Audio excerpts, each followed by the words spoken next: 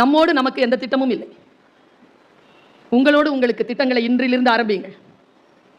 Retired ஆனதுக்கு அப்புறம் என்ன சார் செய்ய போறீங்க? தெரியல மேடம். பையனுக்கு கல்யாணம் பண்ணி கொடுத்துட்டீங்களா? அப்புறமா தெரியல மேடம். வீடெல்லாம் பசங்களுக்கு எழுதி வச்சிட்டீங்க, நீங்க? தெரியலையா மேடம். Have plans.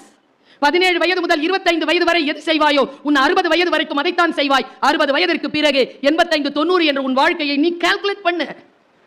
செல்ஃபிஷ்னஸ் தான் தப்பு, செல்ஃப் லவ் தப்பே கிடையாது. இன்னைக்கு சொல்றேன், போய் எழுதி உங்களுடைய டைரியில உங்க வீடுகளில் மாட்டி வச்சுக்கோங்க.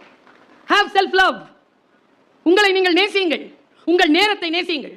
இந்த பெண்களை பார்க்கும்போது எனக்கு எவ்வளவு மன வருத்தம் தெரியுமா? 50, 60 வயசுல பாருங்களேன், அவங்கள கண்களில் ஒரு நிரந்தர சோகமும் ஒரு நிரந்தர கோபமும் இருக்கும். ஏன் தெரியுமா? அவர்கள் சுதந்திரமாக இல்லை. சுதந்திரமாக இருப்பது என்பது என்ன என்று பர்வீன் சுல்தானா பேசியதை சன் டிவியில் நீங்கள் எல்லோரும் கேட்டிருப்பீர்கள். சுதந்திரம்